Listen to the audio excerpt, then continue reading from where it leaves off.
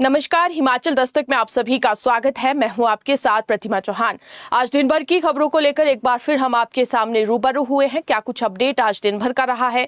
खासतौर पर आज कैबिनेट की बैठक थी। बैठक में कई बड़े फैसले हुए हैं। एक एक करके अपने दर्शकों को बताते हैं। मुख्यमंत्री सुखविंदर सिंह सुक्खू की अध्यक्षता में आज मंत्रिमंडल की बैठक आयोजित की गई। बैठक में कई महत्वपूर्ण फैसले लिए गए।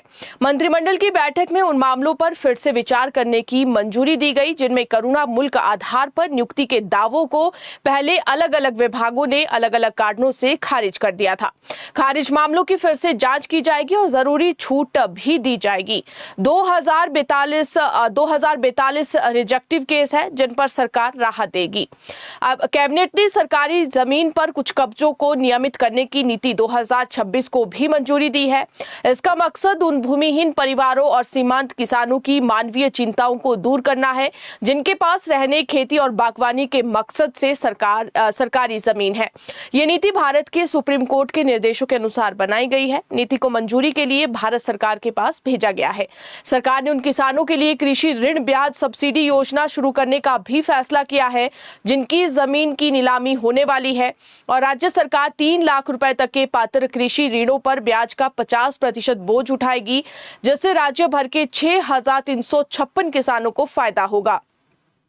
कैबिनेट ने भर्ती निदेशालय के तहत वर्क इंस्पेक्टर के 400 पद बनाने और भरने की भी मंजूरी दी। वहीं स्वास्थ्य और परिवार कल्याण विभाग में मेडिकल ऑफिसर के 300 पद और क्लास 4 मल्टीटास्क वर्कर के 250 पदों को भरने की भी मंजूरी कैबिनेट में दी। इसके अलावा स्वास्थ्य और परिवार कल्याण विभाग में 200 स्टाफ नर्स की भर्ती को भी मंजूरी दी गई। स्वास्थ्य और परिवार कल्याण विभाग में 162 पद भरने का भी फैसला किया गया जिनमें 76 ऑपरेशन थिएटर असिस्टेंट, 36 रेडियोग्राफर और 50 लैब टेक्नीशियन ग्रेड 2 शामिल है। मंत्रिमंडल ने प्रदेश भर के अलग अलग मेडिकल कॉलेजों में विभिन्न विभागों के असिस्टेंट प्रोफेसर के 75 पद बनाने और भरने का भी फैसला लिया। इसमें मंडी जिले के नेरचौक स्थित Shri Lal Bahadur Shastri government medical college के कार्डियोलॉजी विभाग में असिस्टेंट प्रोफेसर के 2 पद और सीनियर रेजिडेंट के 2 पद भरने की मंजूरी दी। हमीरपुर के doctor Radhakrishnan government medical college के 6 चुने हुए प्रोफेसरों को एक बार के लिए छूट देने का फैसला किया जो पद के लिए योग्य होने से लगभग 6 से 20 दिन पीछे रह गए थे। इसके अलावा कांगड़ा जिले के सिविल हॉस्पिटल डेहरा में अलग अलग कैटेगरी के 12 पद और ब्लॉक मेडिकल ऑफिसर डेहरा के ऑफिस में अलग अलग कैटेगरी के 3 पद बनाने और भरने को भी मंजूरी दी गई। मंत्रिमंडल ने हिमाचल प्रदेश यूनिवर्सिटी शिमला में अलग अलग विभागों में असिस्टेंट प्रोफेसर के 17 पद भरने का भी फैसला लिया गया। बड़ी बात यह है कि आज कैबिनेट में स्टडी लीव पर जाने वाले कर्मचारियों को पूरी सैलरी देने का भी बड़ा फैसला लिया गया। जिन कर्मचारियों ने पहले स्टडी लीव ली थी उन्हें भी उनकी बकाया सैलरी का बाकी हिस्सा दिया जाएगा। एक ये बड़ा फैसला कैबिनेट में हुआ है और इसके अलावा मंत्रिमंडल ने 31 मार्च 2026 तक लगातार 7 साल की सर्विस पूरी करने वाले पार्ट टाइम वर्करों को डेली वेजर में बदलने की को भी मंजूरी दी है। वहीं जॉब ट्रेनी को 15 दिन की पैटर्निटी लीव देने को भी मंजूरी आज कैबिनेट ने दी है। मंत्रिमंडल ने हमीरपुर जिले के college of horticulture and forestry Neri में अलग अलग कैटेगरी के 3 पद बनाने और भरने को भी मंजूरी दी। कैबिनेट ने डिविजनल कमिश्नर मंडी के ऑफिस में जूनियर ऑफिस असिस्टेंट के 2 पद बनाने को भी मंजूरी दी। इसमें होम गार्ड्स और सिविल डिफेंस डिपार्टमेंट में दिव्यांग लोगों के लिए रिजर्व जूनियर ऑफिस असिस्टेंट का 1 पद और मल्टीटास्क वर्कर का 1-1 पद भरने का भी फैसला किया। कैबिनेट ने मौजूदा बैजनाथ और बीड़ सब डिविजनों के पुनर्गठन के जरिए कांगड़ा जिले के चदियार में एक नया public work department sub division बनाने को भी मंजूरी दी और इसके साथ ही हिमाचल प्रदेश के एडमिनिस्ट्रेटिव सर्विसेज के 3 पद यानी कि एचएस के 3 पद भरने का भी फैसला आज कैबिनेट में लिया गया। कैबिनेट ने पहले के Himachal Pradesh staff selection commission Hamirpur द्वारा जारी 80 पोस्ट कोड के लिए विज्ञापनों को वापस लेने को मंजूरी दी और संबंधित उम्मीदवारों को 4.27 करोड़ रुपए की परीक्षा फीस वापस करने का भी फैसला किया। कैबिनेट ने राजीव गांधी स्वरोजगार स्टार्टअप योजना के 4थे चरण को शुरू करने को मंजूरी दी और इस योजना के तहत चुने हुए बस रूटों पर चलाने के लिए ई बसें खरीदने पर योग्य लाभार्थियों को 50% और डीजल बसें खरीदने पर 30% सब्सिडी दी जाएगी। इसका मकसद स्वरोजगार को बढ़ावा देना और पब्लिक पब्लिक ट्रांसपोर्ट सेवाओं को मजबूत करना है। कैबिनेट ने मेडिकल और वैज्ञानिक कामों के लिए भांग की खेती, प्रोसेसिंग, मैन्युफैक्चरिंग, वेयर हाउसिंग और ट्रांसपोर्टेशन को रेगुलेट करने के लिए हिमाचल प्रदेश एनडीपीएस नियम 1989 में बदलाव को भी मंजूरी दी। कैबिनेट ने शिमला जिले के जुब्बल, कोटखाई और रोहडू इलाके में आग से प्रभावित 15 परिवारों के लिए एक स्पेशल राहत पैकेज को भी मंजूरी दी। पैकेज के तहत जिन परिवारों के घर आग की घटनाओं में पूरी तरह जल गए थे, उन्हें प्रति परिवार 7 लाख रुपए की आर्थिक मदद दी जाएगी। प्रभावित परिवारों को कुल 84.70 लाख रुपए की मदद दी जाएगी। और इसके अलावा डिप्टी सीएम मुकेश अग्निहोत्री की अध्यक्षता में एक कैबिनेट सब कमेटी बनाने का भी फैसला लिया गया। कैबिनेट ने घरेलू इस्तेमाल के लिए मिनरल ढोने वाले ट्रैक्टरों की कंपाउंडिंग फीस को 4500 रुपए से घटाकर 500 रुपए करने को भी मंजूरी दी। और इस फैसले से ट्रैक्टर ऑपरेटरों को बेवजह की परेशानी और भारी जुर्माने के बोझ से राहत मिलेगी। कैबिनेट ने ग्रेजिंग पॉलिसी 2026 को मंजूरी दी, जिसके तहत वन विभाग और पशुपालन विभाग मिलकर एक पोर्टल बनाएंगे। ये पोर्टल चरवाहों की मदद करेगा और ग्रामीण अर्थव्यवस्था को मजबूत करने के लिए रियल टाइम परमिट देगा। कैबिनेट ने हिमकेयर स्कीम के तहत हेल्थ इंश्योरेंस कवरेज को इंश्योरेंस मोड में बदलकर बढ़ाने का भी फैसला किया और नई व्यवस्था के तहत पात्र लाभार्थियों को मौजूदा 5 लाख रुपए के कवरेज के बजाय 7 लाख रुपए और 10 लाख रुपए का हेल्थ इंश्योरेंस कवर मिलेगा। कैबिनेट ने टेक्निकल एजुकेशन संस्थानों के लिए स्टेट इनोवेशन पॉलिसी को भी मंजूरी दी। इसका मकसद हिमाचल प्रदेश को इनोवेशन, एंटरप्रेन्योरशिप और स्टार्टअप्स को उभरता हुआ हब बनाना है। इस पॉलिसी को लागू करने के लिए 2026 से 2028 की अवधि के लिए 2 करोड़ रुपए का प्रावधान भी किया गया है। कैबिनेट ने कांगड़ा जिले के पटोला में 132 व 33 केवी सब स्टेशन और कांगेन में 220 केवी स्विचिंग सब स्टेशन बनाने के लिए प्रदेश पावर ट्रांसमिशन कॉर्पोरेशन लिमिटेड को 40 साल की लीज देने को भी मंजूरी दी।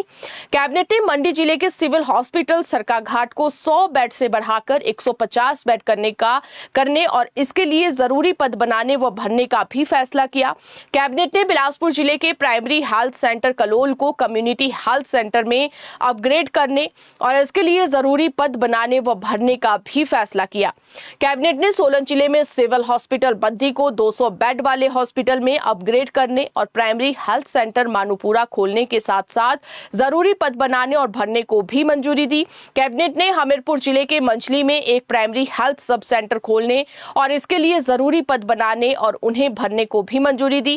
कैबिनेट ने सोलन जिले के राज्य स्तरीय शूलिनी मेले को राष्ट्रीय स्तर का दर्जा देने को मंजूरी दी और साथ ही चंबा जिले के छतरारी में मान शिव शक्ति जातर मेला और कांगड़ा जिले के इंदौरा में शिवरात्रि मेला, कटघड़ को राज्य स्तरीय मेले का दर्जा देने का भी फैसला किया। और इसके अलावा कैबिनेट ने कांगड़ा जिले के मेला निराती रेत, सोलन जिले की अर्की तहसील के बाड़ीधार मेला सरियाज, चंबा जिले के छींच मेला गरनोटा और मंडी जिले की करसोग तहसील के नहविधार मेले को जिला स्तरीय मेले के तौर पर अपग्रेड करने को भी मंजूरी दी। कैबिनेट ने शिमला जिले के जुब्बल में Thakur Ramlal girls sports hostel को Thakur Ramlal government girls school of sports Jubbal में अपग्रेड करने और साथ ही अलग अलग कैटेगरी के 23 पद बनाने और उन्हें भरने को भी मंजूरी दी। कैबिनेट ने मुख्यमंत्री सहारा योजना के सुचारू रूप से चलने और असरदार ढंग से लागू होने के लिए इसके लिए संशोधित स्टैंडर्ड ऑपरेटिंग प्रोसीजर को भी मंजूरी दी। कैबिनेट के सामने शिक्षा सचिव ने सीबीएसई स्कूलों में एक प्रेजेंटेशन भी दिया और इस प्रेजेंटेशन के माध्यम से सीबीएसई स्कूलों का हाल बताया। तो ये कैबिनेट के मेन मुद्दे थे। 25 बड़े फैसले इस कैबिनेट की बैठक में लिए गए हैं, जो विस्तार से हमने आपको बता दिया। अब बात करते हैं अगली खबर की। प्रदेश के सरकारी स्कूलों में शिक्षकों की कमी दूर करने के लिए शिक्षा विभाग ने भर्ती प्रक्रिया में तेजी लाने के कदम उठाए हैं। प्रदेश भर के स्कूलों में विभिन्न श्रेणियों के करीब 11,000 पद रिक्त है, जिनमें से लगभग 3400 पदों को भरने की प्रक्रिया राज्य चयन आयोग और राज्य लोक सेवा आयोग के माध्यम से चल रही है। हाल ही में शिक्षा मंत्री रोहित ठाकुर की अध्यक्षता में आयोजित विभागीय समीक्षा बैठक में खाली पदों और भर्ती प्रक्रिया की प्रगति पर विस्तार से चर्चा की गई। बैठक में अधिकारियों ने बताया कि विभाग की ओर से आवश्यक औपचारिकताएं पूरी कर दोनों आयोगों को भर्ती प्रस्ताव भेजे जा चुके हैं और अब भर्ती एजेंसियों से प्रक्रिया को शीघ्र पूरा करने का आग्रह किया गया है। विभाग के अनुसार 600 जेबीटी पदों के लिए आवेदन प्रक्रिया पहले ही पूरी हो चुकी है और इन पदों के लिए कंप्यूटर आधारित भर्ती परीक्षा 13, 14 और 16 जून को आयोजित की जाएगी। इसके साथ ही टीजीटी के 937 पदों के लिए भी मांग पत्र भेजा जा चुका है और बड़ी संख्या में अभ्यर्थियों ने आवेदन किए हैं। इन पदों की परीक्षा तिथियों की घोषणा आयोग द्वारा अलग से की जाएगी। और इसके अलावा सीबीएसई से संबद्ध राजकीय विद्यालयों में अंग्रेजी और गणित विषय के 400 पदों सहित विभिन्न श्रेणियों के अन्य शिक्षकों की भर्तियां भी प्रस्तावित है। विभाग का कहना है कि चयन प्रक्रिया पूरी होते ही नियुक्तियां प्रदान कर दी जाएगी। अगली खबर की बात करते हैं तो प्रदेश सरकार ने कम छात्र संख्या वाले मर्ज किए गए सरकारी कॉलेजों में नए दाखिलों पर रोक लगाने का फैसला किया है। शैक्षणिक सत्र 2026-27 से इन कॉलेजों में नए प्रवेश नहीं होंगे, जबकि वर्तमान में अध्ययनरत 319 छात्रों को काउंसलिंग के माध्यम से जिला मुख्यालय स्थित सरकारी कॉलेजों में स्थानांतरित किया जाएगा। उच्च शिक्षा निदेशक डॉक्टर हरीश कुमार द्वारा जारी आदेशों के अनुसार संबंधित कॉलेजों के प्राचार्यों को जून और जुलाई के दौरान छात्रों तथा अभिभावकों की काउंसलिंग कर उन्हें वैकल्पिक कॉलेजों में प्रवेश दिलाने की प्रक्रिया पूरी करने को कहा गया है। विशेष तौर पर जीडीसी कुकमसेरी के छात्रों को सरकारी महाविद्यालय कुल्लू में समायोजित किया जाएगा। सरकार के फैसले से प्रभावित कॉलेजों में GC Tikkar, GDC Bhalei, Aryabhatta college, GDC Kupvi, GDC Kukumseri और जीडीसी कोटिली, जीडीसी मुल्तान और ननखड़ी, संधोल, जयनगर और रोनहाट कॉलेज शामिल है। इनमें प्रथम और द्वितीय वर्ष के कुल 319 छात्र पढ़ाई कर रहे हैं और मर्ज किए गए इन कॉलेजों से स्थानांतरित होकर जिला मुख्यालय स्थित निर्धारित सरकारी कॉलेजों में प्रवेश लेने के लिए छात्रों को 5,000 रुपए प्रति माह स्टाइपेंड दिया जाएगा। हालांकि ये सुविधा केवल उन्हीं छात्रों को मिलेगी जो सरकार द्वारा निर्धारित कॉलेजों में दाखिला लेंगे। अपनी इच्छा से किसी अन्य कॉलेज में प्रवेश लेने वाले छात्रों को स्टाइपेंड का लाभ नहीं दिया जाएगा। अगली खबर की बात करें तो प्रदेश सरकार ने हाल ही में संपन्न पंचायती राज संस्थाओं के आम चुनाव के बाद नवनिर्वाचित पंचायत प्रतिनिधियों की पहली बैठक की तिथि निर्धारित कर दी है। राज्यपाल की स्वीकृति से जारी अधिसूचना के अनुसार प्रदेश के अधिकांश ग्राम पंचायतों, पंचायत समितियों और जिला परिषदों की पहली बैठक 27 जून को आयोजित होगी। हालांकि कुल्लू जिले की 4 ग्राम पंचायतों जाबन, नमहोग तथा करजन और सोयल विकासखंड नगर को इस कार्यक्रम से बाहर रखा गया है और इसके अलावा लाहौल स्पीति जिले के उपमंडल केलांग की सभी ग्राम पंचायत, पंचायत समितियों, जिला परिषद लाहौल स्पीति तथा चंबा जिले के उपमंडल पांगी की ग्राम पंचायतों और पंचायत समिति की पहली बैठक 18 अक्टूबर 2026 को आयोजित होगी। सरकार की अधिसूचना के अनुसार ग्राम पंचायतों की पहली बैठक में नवनिर्वाचित पंचायत सदस्यों को संबंधित प्रधान द्वारा हिमाचल प्रदेश पंचायती राज सामान्य नियम 1997 के नियम 22 के तहत जो है वो शपथ उन्हें दिलाई जाएगी और इसके साथ ही प्रदेश में नई पंचायतों का कार्यकाल औपचारिक रूप से शुरू हो जाएगा और ग्रामीण विकास के जुड़े कार्यों को भी गति मिलेगी। आपको बता दें तो पंचायत चुनाव के बाद पहली बैठक में नवनिर्वाचित प्रतिनिधि अपने पद की शपथ लेने के साथ पंचायतों के नियमित कार्यों की शुरुआत भी करेंगे और इसके साथ ही पंचायतों में ग्राम सभा की पहली बैठकें जून में हो जाएगी।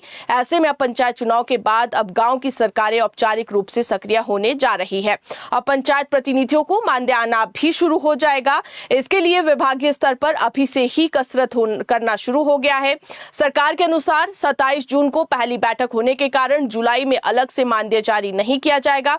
इसके बजाय पंचायत प्रतिनिधियों को अगस्त माह में 35 दिनों का एक मुश्त मानदेय उनके खातों में जमा किया जाएगा। वर्ष 2021 में पहली बैठक 1 फरवरी को हुई थी, जिसके बाद मार्च में 1 माह का मानदेय जारी किया गया था। सरकार के फैसले के अनुसार 15 जून को प्रदेश के 3,754 प्रधानों और इतनी ही संख्या में उपप्रधानों को पद एवं गोपनीयता की शपथ दिलाई जाएगी और इस बार ये शपथ ग्रहण प्रक्रिया में बदलाव किया गया है। पहले मुख्यमंत्री मंडल स्तर पर प्रधानों और उपप्रधानों को शपथ दिलाते थे, जबकि अब जिला स्तर पर कैबिनेट मंत्री ये जिम्मेवारी निभाएंगे। और आपको ये भी बता दें कि मुख्यमंत्री कांगड़ा जिला में प्रधानों और उपप्रधानों को शपथ देंगे और बाकी सभी जिलों में भी अलग अलग जो मंत्री है उनकी ड्यूटी लगाई गई है कि वो प्रधान और उपप्रधानों को शपथ दिलाए। अगली खबर की बात करें तो उधर शिमला में आज जिला परिषद सदस्यों के शपथ समारोह के दौरान जोरदार हंगामा हुआ। इस दौरान भाजपा नेताओं ने डीसी शिमला के खिलाफ जोरदार नारेबाजी की। माहौल गरमाने के बाद हल्की धक्का मुक्की भी हुई और हंगामे के बाद जिला परिषद चेयरमैन और वाइस चेयरमैन का चुनाव भी टल गया। दरअसल डीसी शिमला अनुपम कश्यप ने बचत भवन से जिला परिषद मेंबर के परिवार के सदस्यों व समर्थकों को हॉल से बाहर निकाला। इस कार्यवाही के बाद माहौल तनावपूर्ण हो गया और भाजपा समर्थकों ने डीसी शिमला मुर्दाबाद के नारे लगाए। यही नहीं, डीसी शिमला ने मीडिया को भी शपथ से पहले पहले ही बचत भवन से बाहर किया, जबकि मीडिया कर्मियों को पहले विभाग द्वारा खुद न्योता दिया जाता था। बचत भवन के भीतर शपथ ग्रहण समारोह चलता रहा, जबकि बाहर भाजपा समर्थक नारेबाजी करते रहे और शपथ पूरी होने के बाद डीसी शिमला जब वापस दफ्तर लौट रहे थे तो उस दौरान भाजपा ने उग्र प्रदर्शन किया। क्यूआरटी के जवान डीसी सुरक्षा को कड़ी सुरक्षा पहरे में जो है वो दफ्तर में ले गए और इस दौरान हल्की धक्का मुक्की भी देखने को मिली। इस पूरे घटनाक्रम पर भाजपा के राज्यसभा सांसद हर्ष महाजन ने कड़ी प्रतिक्रिया दी है। उन्होंने कहा है कि जिला परिषद शपथ ग्रहण के दौरान इस तरह की अव्यवस्था पहले कभी नहीं देखी गई। उन्होंने आरोप लगाया कि डीसी द्वारा लिया गया फैसला दुर्भाग्यपूर्ण है और इससे लोकतांत्रिक प्रक्रिया प्रभावित हुई है। हर्ष महाजन ने कहा कि जिला परिषद चेयरमैन के चुनाव के लिए भाजपा के पास पर्याप्त बहुमत है, लेकिन वर्तमान सरकार पंचायती राज व्यवस्था पर भरोसा नहीं कर रही है। उन्होंने ये भी आरोप लगाया कि पहले पंचायत चुनाव को टालने का प्रयास किया गया, फिर रोस्टर संबंधित शक्तियां डीसी को दी गई, अब चेयरमैन चुनाव की समय सीमा समाप्त कर दी गई है। अगली खबर की बात करें तो प्रदेश में अब ऊना, बद्दी व हमीरपुर नगर निगम में चुनावी तैयारियां शुरू हो गई है। राज्य निर्वाचन आयोग ने प्रदेश के 4 नगर निगमों सहित 53 शहरी निकायों के चुनाव करवाने के बाद अब बाकी निकायों की तैयारियों में जुट चुका है। नगर निगम बद्दी व ऊना सहित नगर पंचायत बीड में राज्य निर्वाचन आयोग ने मतदाता सूचियों के अपडेशन की प्रक्रिया आरंभ कर दी है और यदि सरकार का सहयोग रहा तो 6 माह या इससे पहले भी इन निकायों में चुनाव हो सकते हैं। आयोग ने इसके लिए 1 अप्रैल 2026 को अर्हता तिथि निर्धारित की गई है।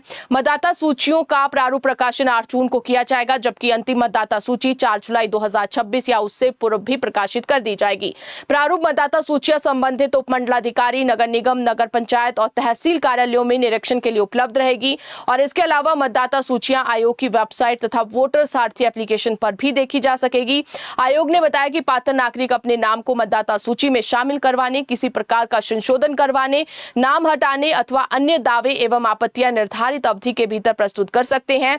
दावे और आपत्तियां 18 जून तक स्वीकार की जाएगी। पुनर्निरीक्षण प्राधिकरण द्वारा इनका निपटारा 22 जून तक किया जाएगा। अगली खबर की बात करें तो मुख्यमंत्री सुखविंदर सिंह सुक्खू कल सुबह शिमला जिला के नारकंडा स्थित हाटू पीक पहुंचकर मां हाटू काली के दर्शन करेंगे। सीएम सुक्खू हेलीकॉप्टर से शिलारू हेलीपैड पहुंचेंगे और वहां से बाय रोड होते हुए हाटू पीक पहुंचेंगे।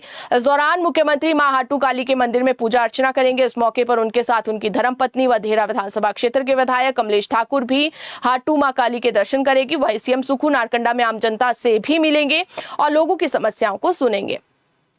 मुख्यमंत्री सुखविंदर सिंह सुक्खू 11 जून को दिल्ली के भारत मंडपम में होने वाली नीति आयोग की बैठक में हिमाचल के वित्तीय हक की लड़ाई लड़ेंगे। आरडीजी समाप्त होने के बाद पैदा हुए आर्थिक संकट के बीच में प्रदेश के लिए इस बैठक के काफी मायने हैं। आरडीजी समाप्त होने से हिमाचल को सालाना 6,258 करोड़ रुपए का सीधा नुकसान हो रहा है और बैठक में मुख्यमंत्री के साथ मुख्य सचिव के पंत और सचिव राकेश कंवर भी मौजूद रहेंगे। प्रधानमंत्री नरेंद्र मोदी की अध्यक्षता में होने वाली नीति आयोग की बैठक में मुख्यमंत्री 4 सूत्रीय एजेंडा रखेंगे। उनकी मांग रहेगी कि आरडीजी को वर्ष 2028 तक बढ़ाओ या 20,000 करोड़ रुपए का विशेष पैकेज दिया जाए। वन संरक्षण की एवज में सालाना 1,000 करोड़ रुपए का बोनस दिए जाने की भी व्यवस्था हो। इसी तरह वर्ष 2023 की प्राकृतिक आपदा और बाढ़ में हुए नुकसान के 9,042 करोड़ रुपए तुरंत जारी करने की भी मांग केंद्र से उठाई जाएगी। बीबीएमबी से प्राप्त होने वाले 4200 करोड़ रुपए के बकाया एरियर का प्रदेश को तुरंत भुगतान सुनिश्चित भी करवाने का प्रयास सीएम करवाएंगे। इसके लिए केंद्र सरकार पंजाब, हरियाणा, राजस्थान व दिल्ली राज्यों को निर्देशित करे। नीति आयोग की बैठक में गत वर्ष भी मुख्यमंत्री ने राज्य का पक्ष रखा था। अगली खबर की बात करें तो मांगों को लेकर आंदोलन की चेतावनी दे चुके पेंशनरों को सरकार ने वार्ता का न्योता दिया है। मुख्यमंत्री सुखविंदर सिंह सुक्खू एचआरटीसी पेंशनर संयुक्त संघर्ष समिति के साथ बैठक करेंगे और ये बैठक कल दोपहर 2 बजे होगी। संघर्ष समिति के प्रेस सचिव देवेंद्र चौहान ने बताया कि मुख्यमंत्री ने इस पूरे मामले को लेकर पेंशनर्स प्रतिनिधियों के साथ बैठक बुलाई है। बैठक में पेंशनर्स की मांगों और लंबित मामलों पर चर्चा होगी। देवेंद्र चौहान ने कहा कि यदि मुख्यमंत्री के साथ होने वाली बैठक में राहत मिलती है और मांगों के समाधान को लेकर ठोस आश्वासन मिलता है तो 18 जून से प्रस्तावित हड़ताल और मुख्यालय घेराव कार्यक्रम को स्थगित किया जा सकता है। ऐसे में पेंशनर्स के आंदोलन का भविष्य कल होने वाली इस महत्वपूर्ण बैठक के नतीजे पर टिका हुआ है। अगली खबर की बात करें तो शिमला के संजौली में एक नाबालिग लड़की के साथ कथित छेड़छाड़ और ब्लैकमेल के मामले को लेकर आज जमकर हंगामा हुआ। आरोप है कि उत्तर प्रदेश निवासी 2-3 लड़कों ने पहले नाबालिग का वीडियो बनाया और बाद में उसे ब्लैकमेल करने लगे। पीड़िता का यह भी आरोप है कि लड़के ने उसे अपनी दुकान पर बुलाकर गलत तरीके से छूने का भी प्रयास किया। पीड़िता ने इस मामले में न्यू शिमला स्थित महिला थाना में एफआईआर करवा दी है, लेकिन एफआईआर के 20 घंटे बाद भी आरोपियों की गिरफ्तारी नहीं हुई है, जिसके चलते आज देवभूमि संघर्ष समिति भड़क गई और संजौली में 2 आरोपियों को पकड़कर पुलिस के हवाले किया। वहीं पुलिस अब इस पूरे मामले की जांच कर रही है। अगली खबर की बात करें तो हिमाचल प्रदेश में मौसम विभाग के अनुसार 7 से 10 जून तक वेस्टर्न डिस्टर्बेंस थोड़ा कमजोर जरूर रह पड़ेगा, लेकिन मौसम पूरी तरह से साफ रहने के आसार नहीं है। इस दौरान कुछ एक भागों में हल्की बारिश हो सकती है। 11 जून को वेस्टर्न डिस्टर्बेंस दोबारा स्ट्रांग होगा और इससे राज्य के अधिकांश भागों में बारिश का पूर्वानुमान जताया गया है और कई जगह पर तेज तूफान चलने का भी पूर्वानुमान है। तो फिलहाल अभी के लिए इतना ही। आप दीजिए इजाजत, देखते और पढ़ते रहिए हिमाचल दस्तक। नमस्कार।